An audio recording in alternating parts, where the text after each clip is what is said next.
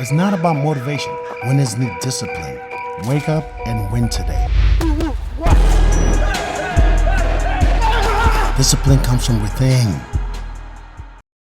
Boxing King Media in association with Boxer. We're here at the final press conference. Hamza Sheeraz, Liam Williams with me. Dev, Sahni, Dev, great to see you, mate. We're not in Saudi. We are here back at the East End. How are you? I'm very well, mate. We're back in the East End of London, and it's Queensberry's first show of 2024. I can't wait to get going. Unbeaten Hamza Sheeraz, 18-0, 14 knockouts, 12 knockouts in a row against this Welsh dragon who still thinks he's got a little bit of fire to breathe into the middleweight division. That's what I'm going to say up there anyway. I've sort of been practicing that. But yeah, look, very excited to be here. Great show to start the year. Although Liam's been around a long time, he's still relatively young, I believe 31, early 30s. Is this the right fight for Hamza to prove and for us to find out exactly where he belongs? Look, we find out on Saturday night. If Hamza Sheeraz goes in there and gets chinned in a couple of rounds, it was the wrong fight, wasn't it? It was too soon. But if Hamza Sheeraz wins, brilliant, sets you up. Wins very well, knocks Liam Williams out. Oh, now we're talking. Now we're looking at Chris Eubank and we're saying, you couldn't do this. I know you had him over, but actually he finished quite strong in that fight. You couldn't do this. Look what I've just done. You look at Liam Smith and you say, could you do this? I don't know if you can. So Hamza Sheeraz becomes a real player in the middleweight division with a win in style. So a lot to gain, but also a lot to lose. I know he's young. He can come again. But it would set him back a little bit if he doesn't come through this fight. He'd have to regroup and go again. How much applaudance do you have to give someone like Hamza? Like you said, he's very young in the program, but he's kind of left everything, left his family, everyone in the UK, goes away for months to another country, costs a lot of money, shows how serious he's taking his career. I love that. I love that shit. Yeah, that attitude of, do you know what, forget about all my home comforts. I don't need that. I'm on a mission to become a world champion and to make something of myself. Sometimes you can't do that by going home at the end of the day. Sometimes you need to make yourself, you need to get comfortable being uncomfortable, and the fact that he's been able to do that is tremendous. The fact that he's going into these gyms in LA when he first started, you know, he had all these Mexicans up on his grill just bashing him up basically, and he had to be like, whoa, what's going on here? But now he's the guy in there being like, okay, this is Hamza Sheeraz over here, and he's a serious guy. Let's not forget about him busting up Justin Bieber in the gym as well. Well, there you go. I don't think that gets spoken about enough. And have you seen Justin Bieber in a boxing ring since? Tells you everything you need to know. I mean, realistically, do you feel like if there's a solid performance on Saturday night, it is the likes of Eubank or Liam Smith or one of those top names in the British scene? He's made it very clear. A quote went out this morning. I think you could see it on the Queensberry social pages. He says if he comes through on Saturday, he wants Eubank Jr., he wants Liam Smith, or he wants a British title with Nathan Heaney. But I think the first two fights in particular, the Chris Eubank fight sounds quite special, doesn't it? An unbeaten Hamza Sheeraz going in against an established British boxing star. It's kind of it would be a bit of a passing of the torch moment. And I don't think Eubank Jr. is in a rush to give up that torch.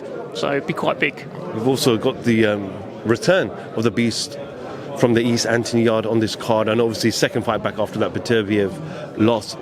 We know those belts are going to be held up. We just announced a week or so ago by Turki Al-Sheikh that Bivol Beterbiev is done 1st of June. So those belts are going to be held out for a little while, at least till the end of the year, if not next year. Yard comes through this. Is the biggest fight Buatsi for you after Buatsi's performance on Saturday? I think that becomes unavoidable because, as you said, those belts are held up. It's all well and good winning final eliminators, but you could be waiting a year, 18 months. You could be waiting a long, long time. And Anthony Yard against Joshua Buatsi has been spoken about for years and years and years, and they haven't fought, and we need to see it. So Buatsi is out there saying it's a good next fight for him. Yard has been out there saying it's a good next fight for him. Yard's not the guy who, jumps and shouts and calls people out, but he's aware, and when he's asked about Buatsi, he says, yeah, he's ready to go.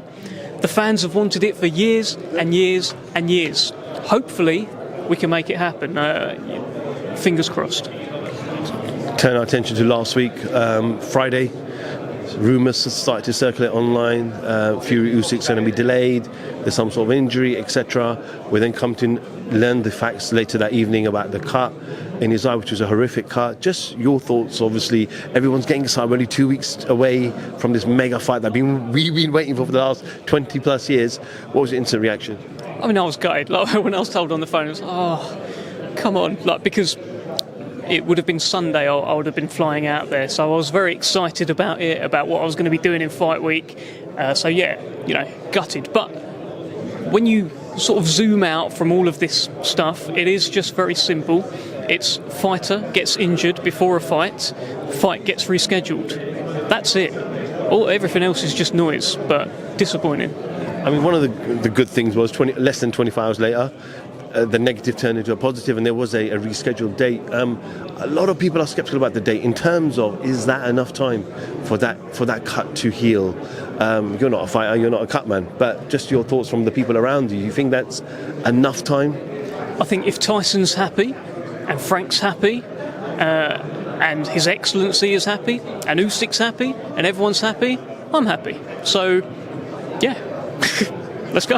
Everyone was doubting whether Tyson Fury was going to have this fight. You know that. You've seen those comments from a lot of ex-fighters and pundits. But do we just have to take a deep breath and say, wait a minute, let's just look at what Tyson Fury looks like right now. He has his abs popping out. And if you compare the image of what we saw last week to the Ngannou fight week, there's a significant difference. So are we telling the doubters that, wait a minute, if this man was really going to pull out, surely he would have got himself into tip-top shape working with Greg Marriott?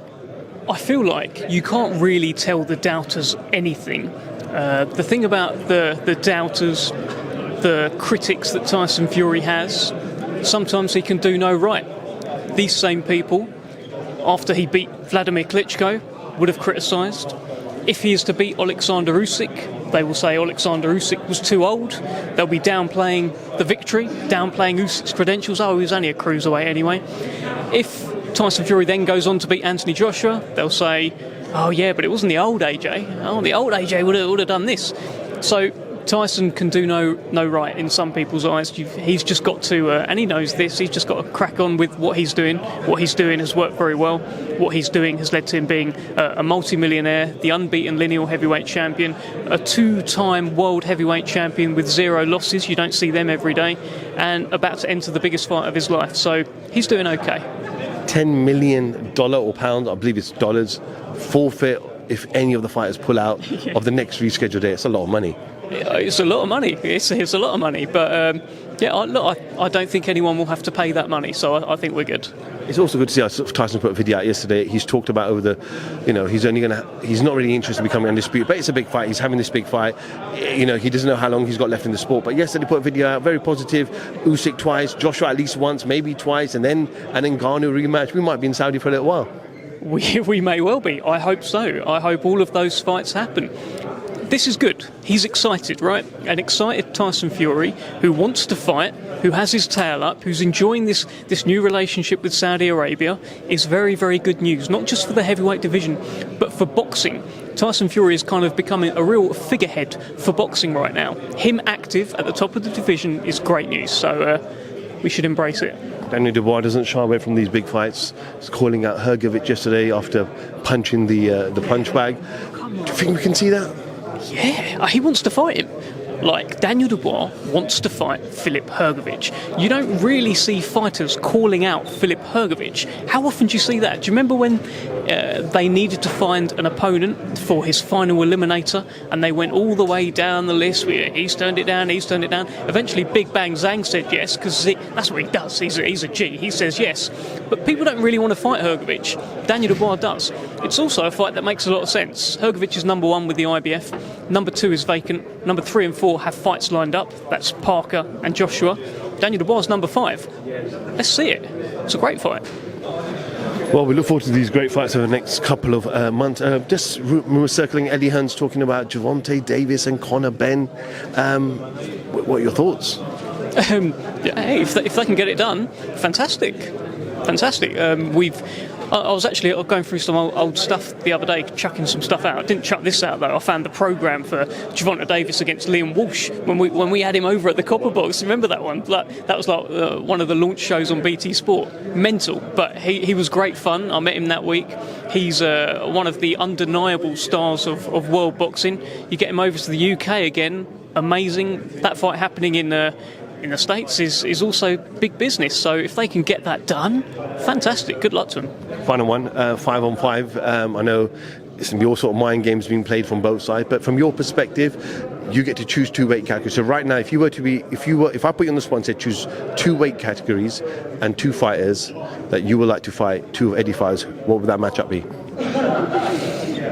I don't want to say too much. So look, the one thing I would say is I would love to see. I'd love to see Nick Ball win a world title and then fight one of their guys. That's what I'd love to see, because Nick Ball's got that fight coming up. If he becomes the WBC World Featherweight Champion, then it's kind of like, well, let's see what you're saying, Lee Wood. Let's see what you're saying, Josh Warrington. You know, it's good fun. So hopefully he gets involved. Dev, press about to start on duties. Thank you for your time. Catch up with you soon, mate. You too. You too. Fear. Most people are governed by their habits, their fears, and their opinions of others.